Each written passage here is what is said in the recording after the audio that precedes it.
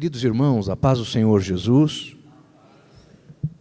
Glória a Deus pela oportunidade que o nosso Deus nos concede para estar hoje aqui com os irmãos, compartilhando a palavra de Deus, e para nós é uma riqueza poder estar aqui com os irmãos. E hoje o Senhor preparou para que estivéssemos aqui na companhia dos meus irmãos, alunos da ETAD, da FAETAD, os irmãos que estão visitando esta casa, muito especialmente na companhia do pastor Baltazar, que nos recebe aqui com tanto carinho, dando-nos tanta liberdade. Obrigado, pastor. Obrigado mesmo, do fundo do meu coração. Irmãos, aprendendo a ensinar teologia. É lógico, irmãos, que há alguma pretensão, não é, nesse tema, que extrapola aos olhos de alguns aquilo que pudesse ser considerado razoável. Puxa, quem é o irmão Gunnar achando que vem aqui para me ensinar a ensinar? É muita pretensão, e eu concordo, é mesmo, irmão, é mesmo. Mas o tema aí é só para chamar a sua atenção, porque o que nós vamos falar aqui vai ajudar você, sem dúvida alguma, a ensinar melhor a palavra de Deus. Nós vamos tratar de algumas questões que eu tenho certeza, ajudarão a cada um dos irmãos e das irmãs presentes aqui a compreender melhor o mecanismo, o pensamento teológico, como é que nós construímos a nossa forma de pensar as Sagradas Escrituras. Não que eu esteja aqui para dizer aos irmãos que os irmãos têm feito da forma errada e eu conheço a forma certa. Bem ao contrário disso, eu estou aqui para, de alguma maneira, ajudar os irmãos naquilo que os irmãos imaginam que podem ser ajudados. E aí, cada um dos irmãos é que de fato sabe em que precisa de algum tipo de recurso a mais. O material que vamos usar aqui, que é este que os irmãos já receberam, aliás, uma apostila muito caprichada, de acabamento muito bom, muito bem organizado. Deus abençoe aos irmãos, em especial ao pastor desta igreja, uma vez mais, o pastor Baltazar, porque este trabalho que os irmãos realizaram aí é realmente muito bom, de qualidade. Deus os abençoe. Uma apostila ficou muito bonita, mesmo, de verdade. Então, este material que os irmãos têm em mãos, o conteúdo deste material, é baseado em um livro chamado Identidade Teológica, que foi, porque Deus é bom e assim nos permitiu, lançado por nós no começo deste ano. Alguns dos irmãos que aqui estão, se são alunos da FAETAD, talvez já tenham tido contato com este material durante o curso. Mas o nome deste livro, Identidade Teológica, é este porque a matéria compõe a grade da FAETAD. Se eu fosse lançar esse livro, para que ao invés de ele fizesse parte de um currículo acadêmico, ele pudesse ser vendido em livrarias, eu colocaria nele um outro título. E ao invés de chamá-lo de Identidade Teológica, eu preferiria chamá-lo Somos Todos Teólogos.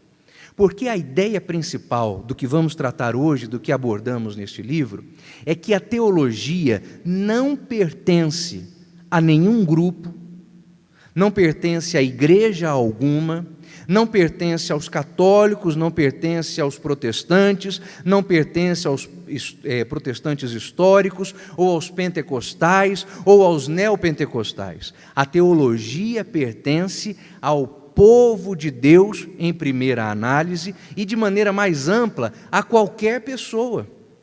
Vindo para cá, eu passei por uma avenida muito bonita, aliás, muito arborizada, e em dado momento ali, não sei exatamente onde, não conheço a cidade tão bem assim, mas eu lembro de ter visto um ponto de ônibus cheio de pessoas.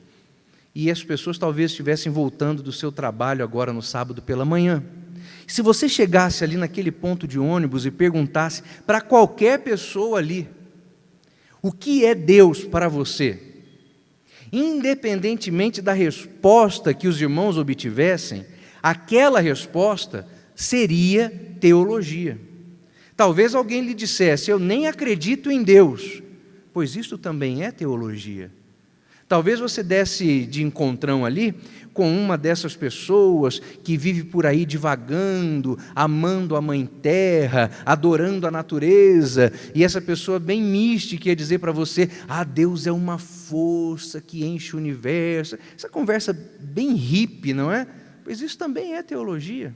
Quem sabe você encontrasse com um irmão de alguma igreja evangélica e ele saísse para você com uma definição teológica profunda, de autoria de algum grande teólogo. Vai que você encontra lá, por exemplo, com algum irmão batista ou presbiteriano. Eu digo assim porque nós, os assembleianos, não sei por que razão, metemos na cabeça que crente inteligente são os crentes presbiterianos, né? Eu não sei por que isso, irmão. Você é inteligente também, você está fazendo teologia. Outro dia eu estava conversando com um jovem no seminário, ele falou isso aí: irmão, olha, veja só, quando eu ficar bem inteligente eu vou passar para a igreja presbiteriana. Eu falei: irmão, que fraquezinha, rapaz. Seja inteligente aqui onde você está.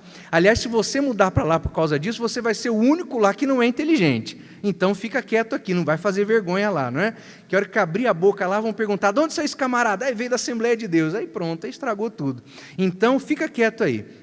Mas vai que você encontra lá com um irmão presbiteriano de muita leitura, um irmão batista muito letrado. Aí ele lhe diga assim: eu concordo com a definição de Charles Hodge. Charles Hodge, um teólogo calvinista norte-americano, escreveu um livro grosso assim, chamado Teologia Sistemática, no Brasil, editado pela Ragnos. Aí esse crente dissesse assim: quando Hodge diz que o ser humano pode dizer muitas das coisas que Deus é, mas não pode dizer todas as coisas que Deus é. Irmão, até esta frase truncada deste jeito, que exige de nós muita reflexão para entender o que quer dizer, também é teologia. Teologia não tem dono. A teologia é um patrimônio de toda a igreja. Qualquer crente é um teólogo. Qualquer irmão da igreja, desde aquele que se reputa de todos o mais importante, àquele que tem-se em menor conta, todos somos teólogos. Por quê? Porque todos temos alguma coisa para dizer a respeito de Deus. Mas eu sei que os irmãos já chegaram neste ponto, anteciparam o seu pensamento e estão concluindo aí. Será que o irmão Gunnar está sugerindo então que toda teologia é proveitosa? Aí não, de forma alguma. Porque o que é teologia? Teologia nada mais é do que uma palavra a respeito de Deus.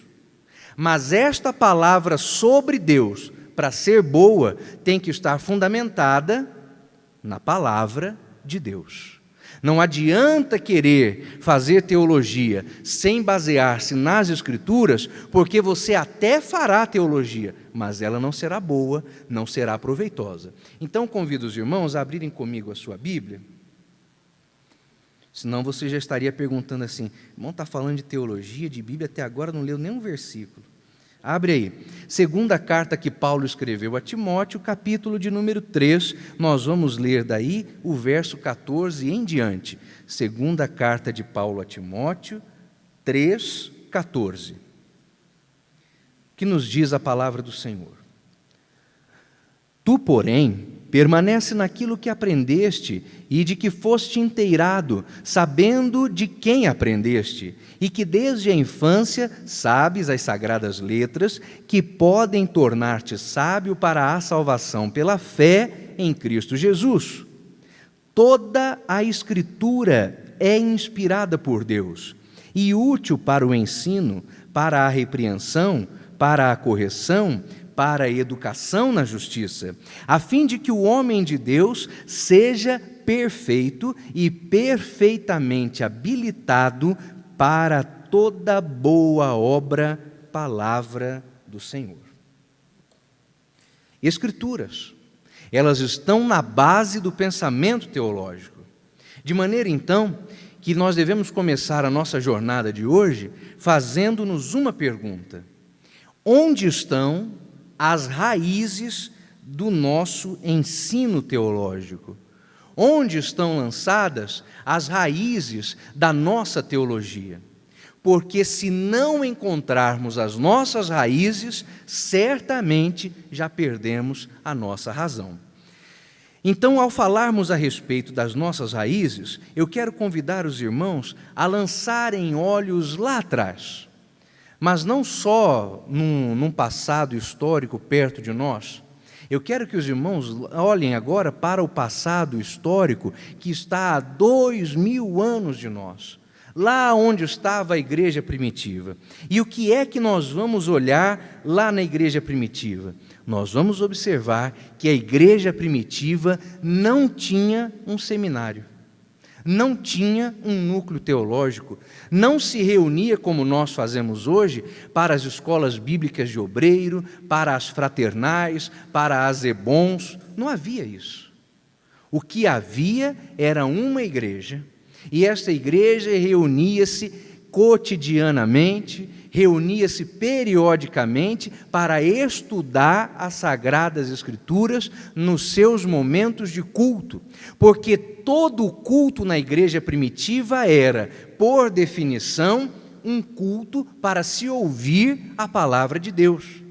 Quando os irmãos estudam a história da liturgia cristã, vão descobrir que a maneira como o culto acontecia lá atrás, nos 2 primeiros séculos da era cristã, é muito diferente da maneira como nós cultuamos hoje. Para começar, que na igreja primitiva, sobretudo nos 2 primeiros séculos, não havia aquilo que nós hoje chamamos de o dirigente da igreja. Havia uma figura que foi identificada historicamente como presidente do culto, que hoje poderia ser eu, amanhã qualquer um dos irmãos, num outro domingo alguma irmã, e quem sabe se eu resistisse e não houvesse sido devorado pelos leões, daqui um mês seria eu de novo. Presidente do culto, nada de dirigente de congregação, pastor da igreja, diácono, presbítero empossado, não. Simplesmente um presidente do culto, que era qualquer um dos irmãos presentes ali. O que já nos fala sobre a universalidade do culto cristão. O assunto é cultuar, então qualquer cristão pode conduzir. Para começar daí. Segunda coisa, estes cultos aconteciam com a finalidade de se expor à palavra de Deus. Hoje, na minha igreja é assim também. E isso não é coisa só da Assembleia de Deus, é coisa de praticamente todas as denominações, dentro e fora do Brasil. Hoje nós damos nomes aos nossos cultos, não é? Domingo à noite nós fazemos culto público. Na minha igreja é na terça-feira, não sei qual é o dia em que aqui os irmãos se reúnem para o chamado culto de ensino. Depois, algumas igrejas criaram outros cultos, culto da vitória, culto do milagre, e assim vai indo. Irmão, na igreja primitiva, culto era culto, ponto final. E tinha um presidente para o culto, que podia ser qualquer um dos irmãos lá.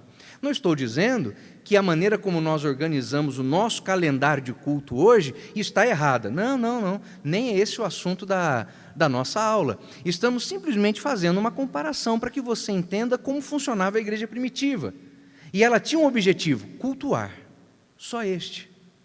Então havia na igreja primitiva não uma escola, mas havia educadores. Não havia um núcleo teológico, mas havia ensinadores. Não havia uma sala de aula, mas havia educação bíblica. E isso acontecia onde? No culto. Simplesmente aí, na hora de se reunir para adorar a Deus. Esta é a raiz, ou aí estão as raízes da nossa formação teológica. Se ainda mantemos, não digo a forma, porque a forma mudou, a igreja é um organismo vívico, mas se ainda mantemos a essência que a igreja primitiva mantinha, então ainda temos as raízes e ainda temos razão.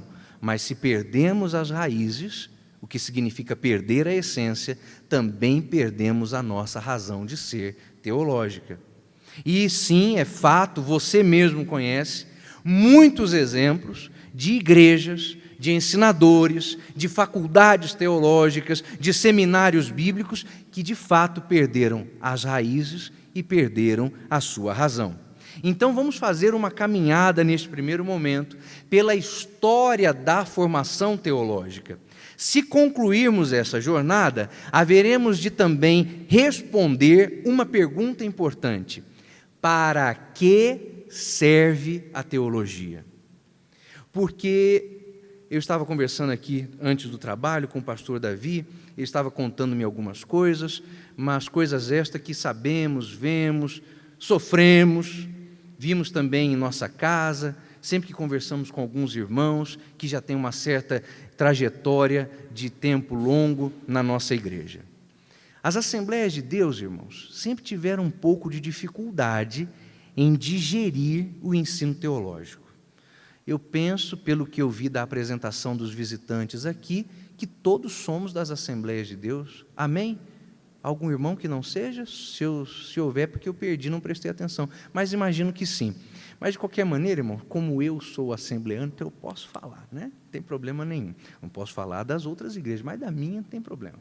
Então, e qualquer coisa fica combinado assim, que isso acontece lá em Paulínia, lá onde eu congrego, não na sua igreja, tá? Então, veja só que coisa interessante. Uma dificuldade que nós, a nossa igreja, as Assembleias de Deus, tem com o ensino teológico. Mas no momento em que a nossa igreja ainda não tratava a educação teológica da maneira como deveria. Porque a pergunta que se fazia a quem quisesse estudar teologia na igreja é isso: para que teologia? Por que você vai fazer teologia?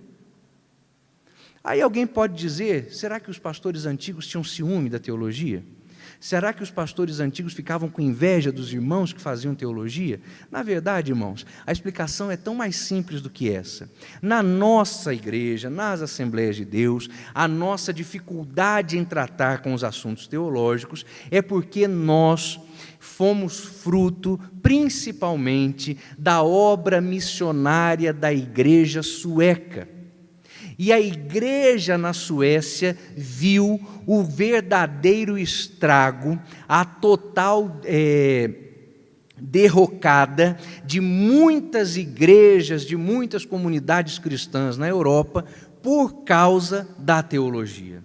E não que a teologia em si cause algum mal, mas é que os suecos presenciaram na Europa os seminários teológicos, perdendo a essência bíblica, abrindo mão do ensinamento escriturístico em prol da formação filosófica de seus alunos. Logo, os alunos não saíam do seminário teológico conhecendo Bíblia, mas saíam instruídos noutra coisa que não era útil para a palavra, para a igreja, para a pregação do Evangelho. Isso provocou o surgimento de igrejas frias, igrejas desviadas, igrejas desacreditadas da fé em Cristo. Quando os suecos bateram aqui para falar do Senhor Jesus Cristo, era certo para eles uma coisa: que a igreja brasileira, nascendo como estava, não podia ser vitimada pelos seminários teológicos. Então está aí a explicação. Mas demorou para que nós entendêssemos tudo isso e atravessamos praticamente um século inteiro falando mal da teologia, e não pode ser assim. Então vamos caminhar durante a formação teológica desde a igreja primitiva e vamos verificar, irmãos, para que serve a teologia, porque enquanto você não descobrir para que a teologia serve, então eu te recomendo uma coisa: nem perca tempo com ela. Mas na hora em que você descobrir para que serve a teologia, dedique-se a ela, porque ela é muito útil. Algum tempo atrás, deve ter uns 4 anos, eu recebi um e-mail de um amigo meu, um pastor do interior do estado de São Paulo, a quem eu tenho grande afeição. E ele me fez uma pergunta: Pastor Gunnar, por favor, me ajude a esclarecer essa questão. E aí ele redigiu no e-mail a sua dúvida. Como eu gostava e gosto muito desse pastor, irmãos, eu caprichei na resposta. Eu levei uns 3 dias para compor o e-mail. Expliquei, coloquei citações, textos bíblicos, falei tudo que eu sabia sobre o assunto e mandei o e-mail para ele. No dia seguinte, esse meu amigo me devolve a mensagem escrita assim: Irmão Gunnar, o meu irmão foi um verdadeiro teólogo. Falou e não disse nada. Irmãos, naquele dia eu senti vontade de escrever esse livro. Falei, não, tem coisa errada. Eu não estou sabendo fazer uso do ensino teológico, eu não estou sabendo o que fazer com a riqueza que é a formação teológica. E mais me doeu porque eu tive que concordar com ele quando eu li a resposta que eu mandei. Irmão, eu falei muito. Eu levei 3 dias para redigir aquele e-mail. Estava um capricho só. Você já viu e-mail com nota de rodapé? O meu tinha. Tudo explicadinho. Você já viu e-mail com referência bibliográfica? O meu tinha. Só que ele queria uma resposta, ele não queria um discurso. Ele queria um sim ou um não. E eu dei a ele um monte de talvez. E não é isso que as pessoas querem. Por que é que tantas pessoas se frustram com a educação teológica, com os teólogos, com a teologia? Porque os teólogos desaprenderam a pensar de forma objetiva. Os teólogos casaram-se, andam de mãos dadas com os filósofos no seu amor pela chamada questão filosófica. O que é a questão filosófica? São as perguntas que não são respondidas. E por que não são respondidas? Porque no dia que elas forem respondidas, o filósofo perde o emprego. Acabou. Mas como é que fica o teólogo? Porque o teólogo deve reconhecer a parte profética de seu ofício. E os irmãos já viram como os profetas trabalham nas Escrituras? Como era Isaías, como falava Jeremias, como discursava Amós, como era a profecia de Jonas, como foi o discurso deste homem quando ele entra em Nínive? Direto, objetivo, sem curvas, sem meias palavras, sem zonas cinzentas, é preto no branco. Mas os teólogos não fazem assim. Eles o fazem como fazem os filósofos, andando nas zonas cinzentas, nas áreas nebulosas. E por isso a frustração. Você ouve um teólogo falar, ouve um filósofo discursar e a resposta não vem. Quando você pensa, vai começar a clarear. Vem aí aquilo que eu estou procurando. De repente, tudo se escurece outra vez e o discurso parece que entra num looping. Volta para o começo e a coisa nunca sai do lugar. Por isso, as pessoas se frustram com a filosofia. E aí comecei então a navegar, a andar e caminhar pela história da formação teológica, para descobrir onde foi que nós nos perdemos. Porque em algum lugar nós fizemos uma curva que não devia. E eu imagino, irmãos, que o GPS da história do cristianismo deva ter gritado aos ouvidos dos teólogos: faça o retorno pela primeira vez que você puder, calculando um novo trajeto, retorne à via principal, mas os teólogos insistiram em continuar pelas vias secundárias e nós chegamos ao desastre que se formou e se estabeleceu do século XVIII para cá. Mas vamos ver como era nos primeiros anos da era cristã. No começo de tudo, como eu disse aos irmãos, nós não tínhamos uma escola teológica, mas tínhamos ensinadores. Quem eram esses ensinadores? Alguns deles você conhece, porque você lê a Bíblia. Eles eram Paulo, eles eram os apóstolos, eles eram os homens que deixaram a sua assinatura como escritores no Novo Testamento. Eram os primeiros ensinadores. Era o período da igreja apostólica, um instante que historicamente se estende desde a ascensão de Cristo aos céus, no livro dos Atos dos Apóstolos, no capítulo 1, até a morte do último apóstolo a partir para o Senhor, que foi João. Esse é o período da igreja apostólica. Neste instante, até pela limitação geográfica do evangelho até aquele momento, era muito fácil qualquer cristão reconhecer o seguinte: as minhas referências teológicas, as minhas referências espirituais e escriturísticas estão nos apóstolos. Mas deixa estar, irmãos, que os apóstolos não iam viver para sempre. Mesmo João, de quem o Senhor Jesus Cristo disse assim a Pedro, que te importa, Pedro, se eu quiser que João viva até que eu venha? E aí o próprio João se encarrega de esclarecer isso no seu evangelho, que formou-se entre os cristãos primitivos o mito de que João ia viver para sempre. E João desmente, mas ele não disse que João viveria para sempre, e sim que, se quisesse, João viveria até o dia do arrebatamento. Pois até João morreu, por volta ali do ano 96 da era cristã.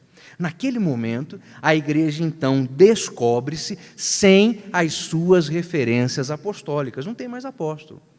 A igreja começa a buscar então aqueles homens que entraram para a história do cristianismo com a seguinte alcunha, com a seguinte identificação: os pais apostólicos. Quem eram os pais apostólicos? Os homens que andaram com os apóstolos. E quem eram os apóstolos? Os homens que andaram com Cristo. Então, está tudo bem. É como se você estabelecesse uma linha de precedência a partir de Jesus. Jesus, os apóstolos, os pais apostólicos. E a era dos pais apostólicos vai até por volta do ano 300 da era cristã.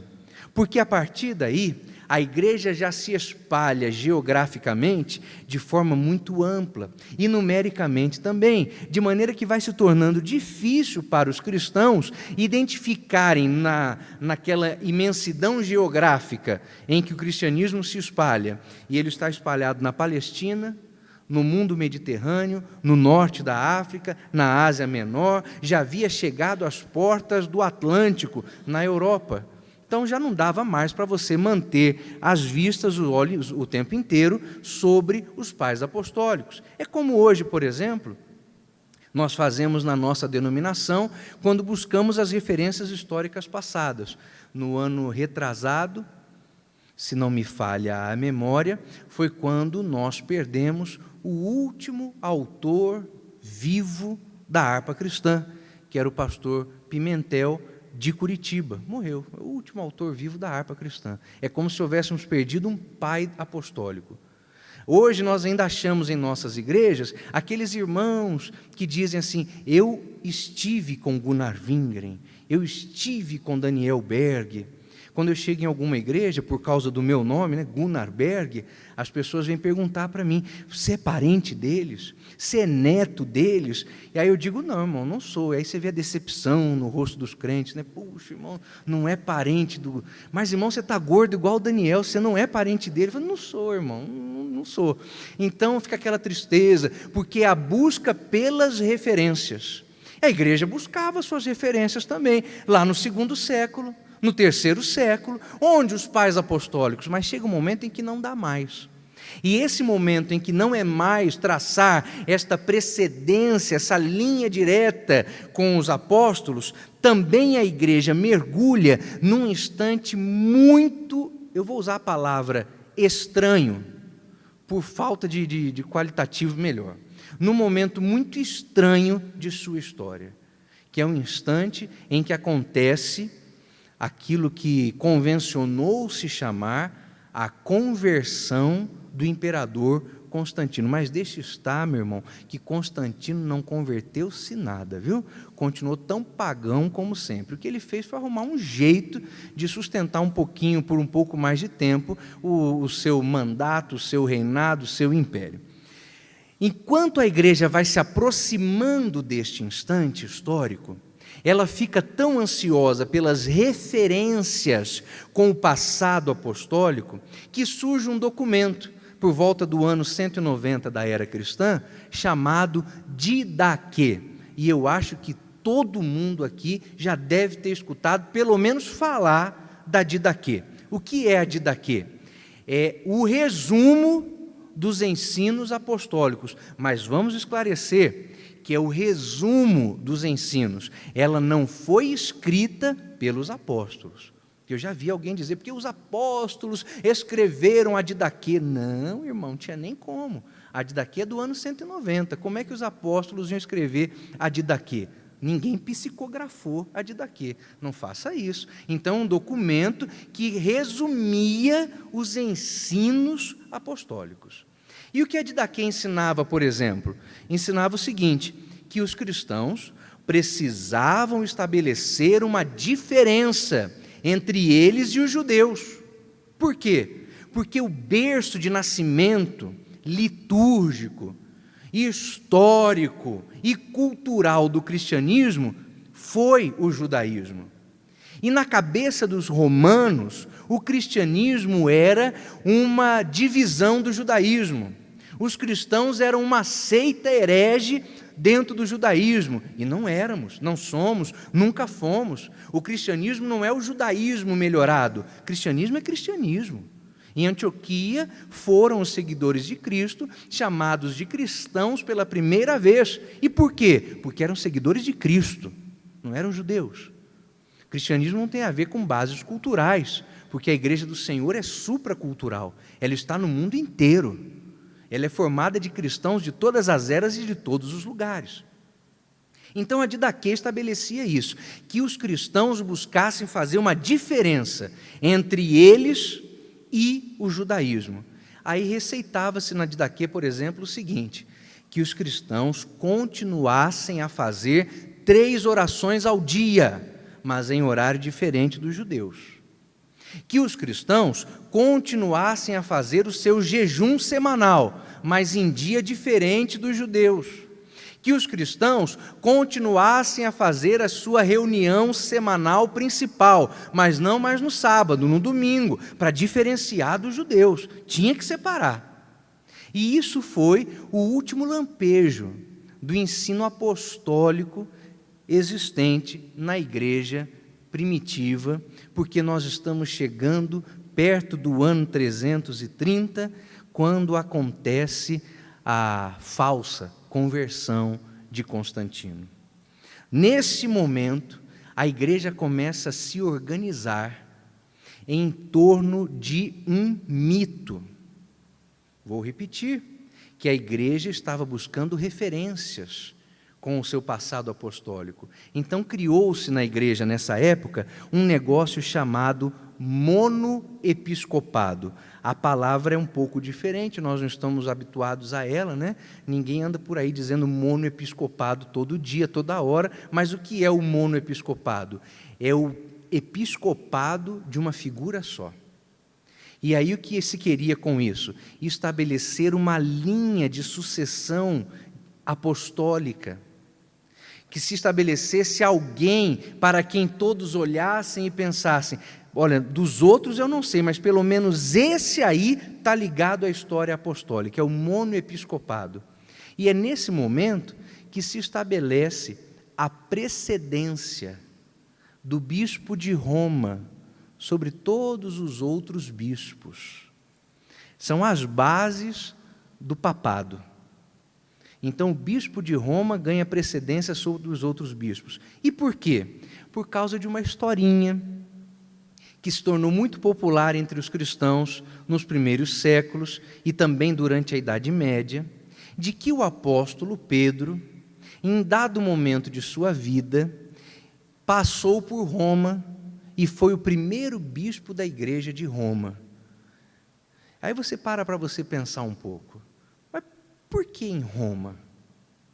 Não podia ter sido outro apóstolo em qualquer outro lugar? Não podia ter sido a precedência do episcopado de Pátimo, já que o João foi o último apóstolo a morrer e morreu nesse exílio por causa da palavra de Deus? Por que Roma? Por causa do Império Romano. A ligação é simples. E qual é essa historinha? A historinha é a seguinte, que Nério estava furioso, num desses acessos de loucura que lhe era peculiar, e ele manda queimar a cidade de Roma, e quando ele faz essa destruição em Roma, ele joga a culpa nos cristãos. E aí levanta-se uma perseguição contra os cristãos. Os irmãos que nunca assistiram a este filme podem assisti-lo, um filme bastante antigo chamado Quo Vadis Dominus. Não esse último Quo Vadis que saiu aí, porque esse está meio bagunçado. O Quo Vadis histórico, Quo Vadis Dominus, que conta essa história.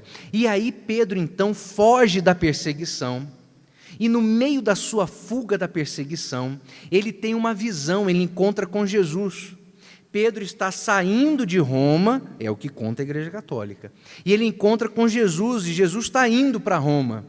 Aí ele pergunta para Jesus, ele reconhece Cristo e pergunta em latim: Quo vadis, Dominus? Aonde vais, Senhor? E aí Jesus responderia a Pedro: eu estou indo para Roma para ser crucificado de novo. Aí Pedro fica envergonhado, dá meia volta e vai ele para Roma para ser crucificado. Quando ele chega em Roma, os romanos o pegam e vão pendurá-lo numa cruz. Aí diz a tradição que Pedro teria dito assim: eu vou morrer como meu salvador, é uma honra. E aí os romanos dizem: tudo bem, a gente resolve isso para você. E crucificam ele de cabeça para baixo. Mas isso é a tradição, irmão.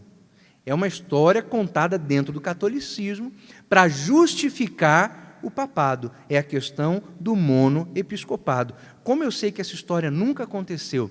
Porque o sacrifício de Jesus no Calvário foi único e suficiente. Jesus jamais se permitiria sacrificar de novo, sobretudo em Roma, porque isso equivaleria a negar a eficácia de seu sacrifício por nós no madeiro. Então, lógico que nunca aconteceu.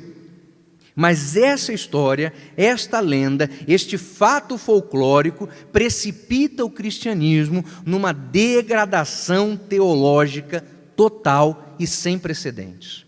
O monoepiscopado é a busca por uma linha direta com o apostolado, e ela viria pelo bispo de Roma. É por isso que quando morre um papa, alguém levanta-se e pergunta: quem calçará as sandálias do pescador? Quem é o pescador? Pedro.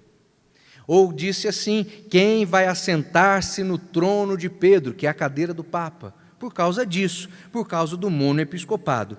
Então o monoepiscopado provoca isto de ruim, mas ele provoca uma coisa que foi, não digo de todo benéfica, mas não pode ser desprezada. Por causa do monoepiscopado, a igreja começou a se organizar hierarquicamente. Nesta organização hierárquica, criou-se ou descobriu-se, acordou-se para a necessidade de formação e ensino teológico. Porque como é que alguém poderia vir querer ser bispo sem conhecer teologia? Como é que alguém poderia querer ser presbítero na igreja sem conhecer teologia? Como haveria pastores, doutores ou mestres sem conhecimento teológico? Então o monoepiscopado foi ruim, porque criou esta grande heresia de que Pedro tinha as chaves do reino e que todos os bispos principais da igreja estariam ligados a ele. Mas, por outro lado, foi a partir do monoepiscopado que deu-se um princípio de organização na formação teológica dentro da igreja cristã. Porque o que foi que os bispos entenderam? Que ninguém poderia ser levado a uma nova posição de comando na hierarquia se não provasse, primeiro, conhecimento e, segundo, capacidade. Então, irmãos, é daí que em todas as igrejas cristãs, no mundo inteiro, não importa a denominação, é daí que os pastores entendem, e está certo mesmo, que devem experimentar os obreiros nas funções antes de elevá-los ou de levá-los para novas atividades. Criou-se aí um entendimento que não é de todo verdadeiro, não é? Que a gente começa como auxiliar, é promovido para diácono, depois para presbítero, daí para evangelista, depois para pastores, e alguns são sacados para pastor-presidente. Para começar, que essa escada não sobe, ela desce, porque aquele que de todos quer ser o maior, seja o menor. Então você não é promovido para diácono, você é rebaixado para diácono. Daí um pouco mais para presbítero. E você desce mais para evangelista, e mais um pouco para pastor. Irmão, para pastor-presidente tem que ser o último. Porque é o que a Bíblia diz: de todos o maior, seja dentre vós o menor. Então não é uma coisa que a gente sobe, é uma escadinha que a gente desce. E outra coisa, para você ser rebaixado, você tem que mostrar que é bom. É o que vem lá do monoepiscopado. Então o seu pastor não vai te rebaixar para o presbitério se você não demonstrar habilidade e conhecimento suficiente para isso. Você não vai ser rebaixado para evangelista, não vai ser rebaixado para pastor, se você não demonstrar realmente que tem um chamado para isso. É algo que nós, não digo herdamos, mas nos deixamos influenciar e isso está certo, é assim mesmo que é. E então a primeira preocupação de formação teológica na história da igreja tinha que objetivo? Treinar os obreiros para o serviço cristão. Então está aí uma primeira parte da nossa resposta. Para que serve teologia? Uma das coisas para as quais a teologia serve é treinar os obreiros para o trabalho cristão. É por isso, irmãos, que nós dizemos nas nossas igrejas, nas nossas convenções, a quem quer desenvolver algum tipo de trabalho ministerial: o irmão já fez um curso bíblico? Já fez um seminário teológico? Não fez? Vá fazer. Não é que o diploma te faz ser obreiro, mas não tem como você ser obreiro sem conhecimento bíblico. Não vai pensando que você vai pegar o certificado de ETAD, vir aqui ao pastor Baltazar: pronto, pastor, agora o senhor está obrigado. Não, não está obrigado a nada. Você que está obrigado a continuar trabalhando, continuar estudando, continuar fazendo a vontade do Senhor. O pastor não tem obrigação nenhuma, mas na hora em que o pastor entender, pela direção de Deus, que você pode ser rebaixado para alguma coisa, aí a gente precisa de obreiros bons para serem rebaixados. Faz sentido para os irmãos isto? Então, qual é a primeira função da teologia na história? Preparar obreiros para o serviço. Temos que estudar. Eu tinha um aluno na Faetade e ele queria muito mesmo ser obreiro. E um dia eu perguntei na sala de aula para todo mundo que estava lá: por que é que você está fazendo o curso de teologia? Esse moço, num arrombo de sinceridade, ficou em pé e disse assim: porque eu quero ser pastor presidente. Então, irmão, eu não queria mais nada, nem adiantava oferecer a porta para ele: o irmão vai cuidar de carro lá no estacionamento. Não, ele queria ser pastor presidente. A cabeça dele era assim, tinha que explicar para ele: não, meu filho, não funciona desse jeito, ninguém é pastor presidente porque tem teologia, mas tudo bem, acontece que não vai ser se não tiver, mas meu amigo, não é assim que funciona. A teologia existia para formar os obreiros, instruir os obreiros, e continuou assim por bastante tempo. Mas nós deixamos este ambiente do século IV, com esta falsa conversão de Constantino, e iniciamos aquilo que eu chamei de um período estranho na história da igreja. E este período estranho vai desde o ano 400 até a Reforma Protestante no século XVI. Aliás, a Reforma Protestante vai fazer 500 anos no ano que vem, no dia 31 de outubro de 2017. Vai ser realmente um ano de muitas comemorações, de muitas alusões à Reforma Protestante. Lá em Campinas mesmo, estabeleceu-se no calendário oficial do município que o dia 31 de outubro é o dia da Reforma. Então, já tem 3 ou 4 anos que todo dia 31 de outubro acontece uma sessão especial na Câmara Municipal em Campinas, alusiva a isso. Eu estive lá falando durante uma ocasião e é bonito. É gostoso de ver o nome do Senhor sendo glorificado, principalmente aonde dizem que Ele não pode ser. Porque nos dizem assim: olha, você está aqui na sessão solene, na Câmara, não pode falar o nome de Deus. Que não pode o quê? Romanos 11:36 diz que dele, por Ele, para Ele são todas as coisas, glória a Ele, pois eternamente. Amém. Falamos sim. E é gostoso demais glorificar o nome do Senhor. Mas esse período estranho na história da igreja vai aí do ano 400 até o século XVI. E por que é estranho? Por várias razões. Primeira delas, nesse momento começa a surgir na Europa, sobretudo no lado do Ocidente, né? O Oriente não ficou tão escuro assim, mas o Ocidente ficou. Não se produzia, não se pesquisava. Quando havia algum tipo de produção teológica, ela era muito restrita dentro das áreas dos conventos, dos mosteiros. Nesse instante, se você perguntasse: para que serve teologia? Aquele é um momento histórico em que a resposta seria a seguinte: para nada. Porque nem Bíblia as pessoas tinham para ler. Do século IV, do ano 400 até a Reforma Protestante, uma das coisas mais difíceis de encontrar pela Europa, mesmo dentro dos templos católicos, era uma Bíblia. Se você quisesse ver uma Bíblia, ler uma Bíblia, você tinha que ter muito bom relacionamento com as instâncias superiores do catolicismo para poder ver uma Bíblia. Contar um fato histórico aos irmãos, para os irmãos terem uma ideia. Este fato não está perdido na Idade Média, ele aconteceu no Brasil já no século XVII e XVIII.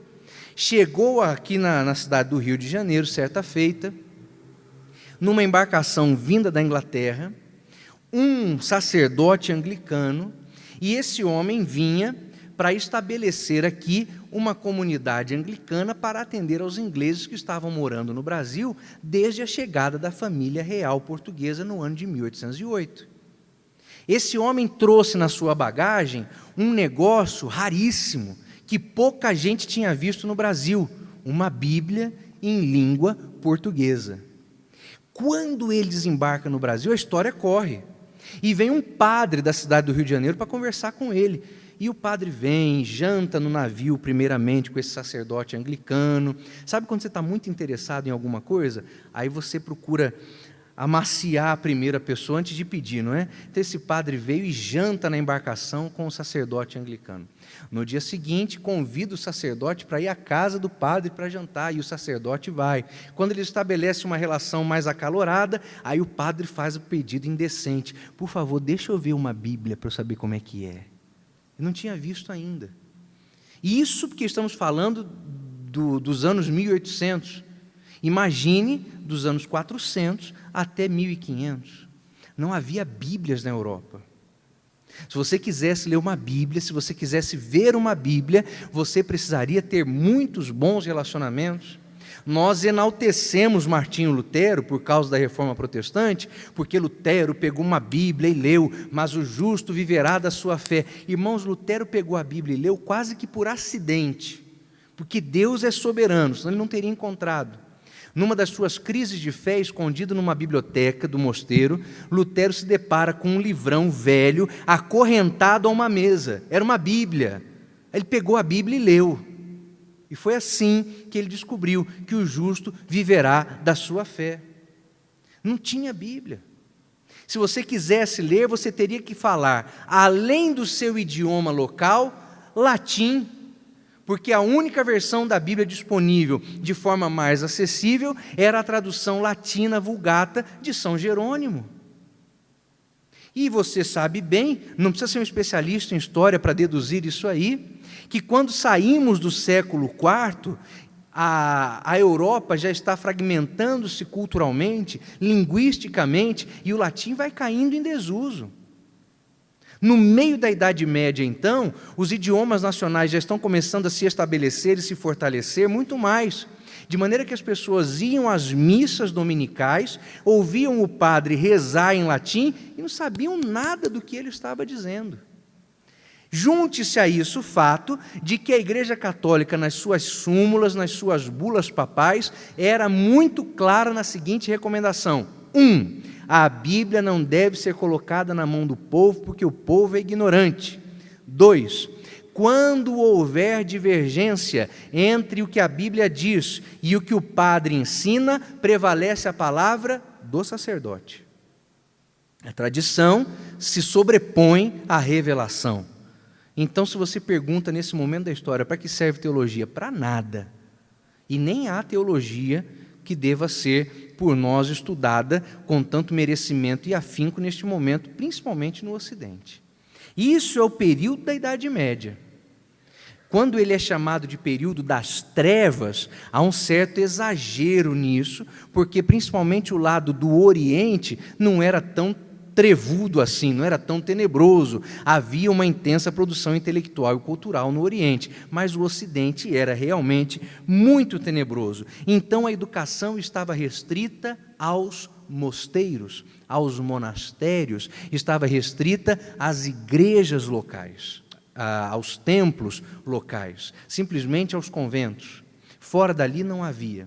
Na Europa desta época, um país super desenvolvido tinha 2%, talvez 3% de sua população alfabetizada. E quando alguém era alfabetizado primordialmente para poder estudar teologia. por isso, então, era coisa de paz.